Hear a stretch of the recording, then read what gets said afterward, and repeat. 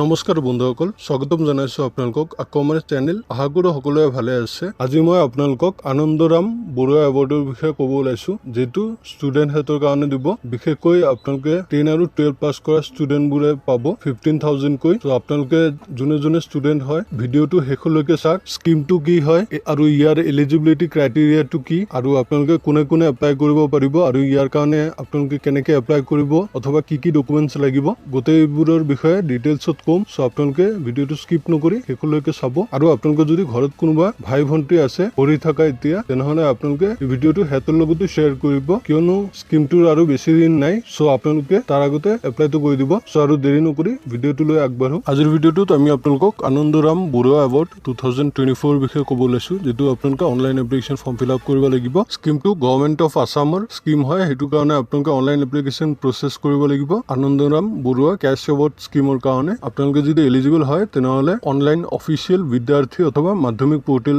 এই দুটাৰ ভিতৰত এপ্লাইটো কৰি দিব পাৰে। তাৰ আগতে আপোনালোকক আনন্দৰাম বৰুৱা এৱাৰ্ড স্কিমৰ বিষয়ে কৈ দি আছো। এইটো আপোনাৰ অনাৰ কৰা হৈছিল আমাৰ লেট আনন্দৰাম বৰুৱা ছাৰৰ কাৰণে। তেখেতে 4th ইণ্ডিয়ান আৰু আমাৰ প্ৰথমজন মানুহ আছিল যোনে প্ৰেষ্টিজিয়াছ ICS আৰু first Indian appointed as deputy commissioner. So' এই এৱাৰ্ড স্কিমটো তেখেতৰ ওপৰত ৰখা হৈছে। আৰু কোলে যেনেকৈ নিমপ scheme Anandaram Barua cash award scheme 2024 আৰু ইয়াৰ অফ লঞ্চ এইটো 2005ত লঞ্চ কৰা হৈছিল। আৰু এৱাৰ্ড এমাউণ্ট 15,000 কৈ পাব। আৰু গভৰ্ণমেণ্ট অফ আছামৰ পৰা আহিছে। আৰু নেম অফ অৰ্গেনাইজেশ্যন আপোনালোকে এডুকেশ্যন ছেকেণ্ডেৰী ডিপাৰ্টমেণ্টৰ পৰা আহিছে। আৰু মোড অফ এপ্লিকেশ্যন আপোনালোকে অনলাইন এপ্লাই কৰিব লাগিব। আৰু এপ্লাই প্ৰচেছটোৰ বিষয়ে বা কিবা যদি আপোনালোকৰ অসুবিধা হৈছে তেনেহলে ইয়াতে ফোন নম্বৰ, হোৱাটছএপ নম্বৰ আৰু ইমেইল ID দিয়া আছে। আপোনালোকে ইয়াতে কণ্টেক্ট কৰিব পাৰে অথবা আপোনালোকে আমাক কমেণ্ট কৰি জনাব পাৰে। আমি আপোনাৰ হেল্প কৰিবলৈ চেষ্টা কৰিম। আৰু আপোনালোকে যদি নাজানে কৈ দিওঁ, এই এৱাৰ্ড স্কিমটো প্ৰত্যেক বছৰে দিয়া হয়। লাষ্ট 2019 লৈকে এই এৱাৰ্ড স্কিমৰ আণ্ডাৰত লেপটপ দিয়া হৈছিল এটা,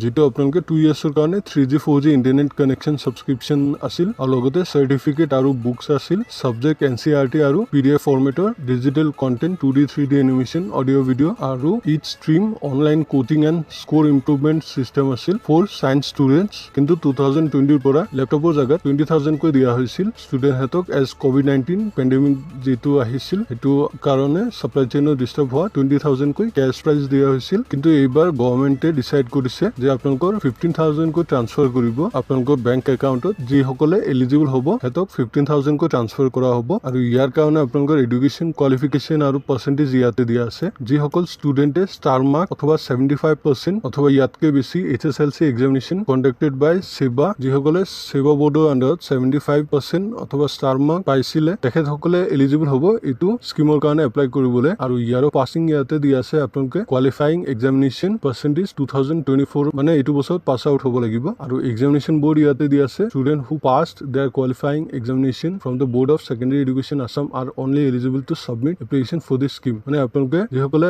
আছাম সেৱা বৰ্ডৰ আণ্ডাৰত পাছ আউট কৰিছে অকল সিহঁতে এইটো স্কিমৰ আণ্ডাৰত এপ্লাই কৰিব পাৰিব। চ' বন্ধুসকল, আপোনালোকে যদি এলিজিবিলিটি ক্ৰাইটেৰিয়া মিলে তেনেহলে আপোনালোকে ফৰ্মটো ফিল আপ কৰিব পাৰে অনলাইন এপ্লিকেশ্যন অফিচিয়েল ৱেবছাইটত গৈ। যিসকল ষ্টুডেণ্টছে এপ্লাই কৰিব বিচাৰে ইয়াত আপোনালোকে কেনেকে কৰিব মই অলপখিনি কৈ দি আছো। ফাৰ্ষ্ট আপোনালোকে ডিছক্ৰিপশ্যন বক্সত এপ্লাই লিংকটো পাব। অনলাইন এপ্লিকেশ্যন ফৰ্ম লিংকটো দিয়া থাকিব। আপোনালোকে তাতে ক্লিক কৰি পৰ্টেলখনত সোমাব পাৰে অথবা অফিচিয়েল ৱেবছাইটো পাব। আপোনালোকে ডাইৰেক্ট তাতে গৈ চাই কেনে এপ্লাইটো কৰি দিব পাৰে। তাৰপিছত আপোনালোকে ৰোল কোড আৰু ৰোল নম্বৰ আৰু ডেট অফ বাৰ্থ দি কেনে লগ ইন বাটনত ক্লিক কৰিব। তাৰপিছত আপোনালোকে বেংক একাউণ্ট ডিটেইলছটো দি পেজটো ছেভ কৰি দিব। তাৰপিছত আপলোড কৰিব আপোনালোকৰ গোটেইবোৰ ডকুমেণ্টছ যি বিচাৰে, সেই গোটেইবোৰ ডকুমেণ্টছ আপোনালোকে ছাবমিট কৰি দিব। ছাবমিট কৰাৰ পিছত এটা একনলেজমেণ্ট ৰিচিপ্ট পাব। সেই ৰিচিপ্টখন আপোনালোকে প্ৰিণ্ট আউট কৰি ৰাখি ল'ব। আৰু আপোনালোকে যদি লগ ইন কৰিব পৰা নাই কিন্তু আপোনালোকে এলিজিবল হয় তেনেহলে আপোনালোকে ওপৰত দিয়া যিটো হেল্পলাইন নম্বৰ ক'লো আপোনালোকে সেইটো নম্বৰত কণ্টেক্ট কৰিব পাৰে। অথবা আপোনালোকে ডিষ্ট্ৰিক্ট ইন্সপেক্টৰ স্কুল অফিচ আপোনালোকে তাতে গৈ আপোনালোকৰ ডিটেইলছটো দি আহিব পাৰে। আৰু আপোনালোকৰ কি ডকুমেণ্টছ লাগিব ইয়াতে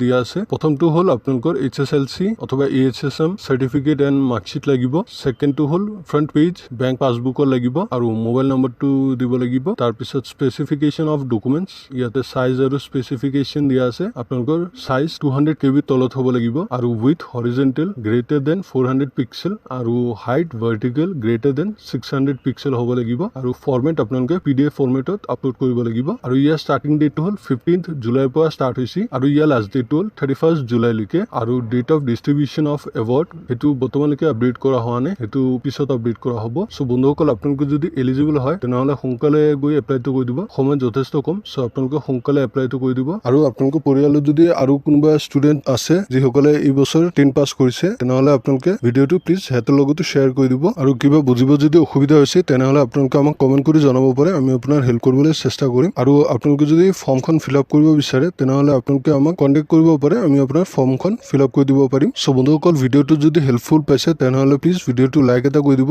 আৰু আপোনালোকে বন্ধু বান্ধৱী হেতৰ লগত শ্বেয়াৰ কৰিবই লগতে আপোনালোকে যদি আমাৰ চেনেলটো সাবস্ক্ৰাইব কৰা নাই তেনেহলে প্লিজ আমাৰ চেনেলটো সাবস্ক্ৰাইব কৰি ল'ব কিয়নো আমি অসমৰ লগতে ভাৰতৰ বিভিন্ন ধৰণৰ চাকৰি বিষয়ে আপোনালোকক কৈ থাকো সো আপোনালোকে চেনেলটো প্লিজ সাবস্ক্ৰাইব কৰি দিব সো আজিলৈ ইয়াতে সামৰিলো ধন্যবাদ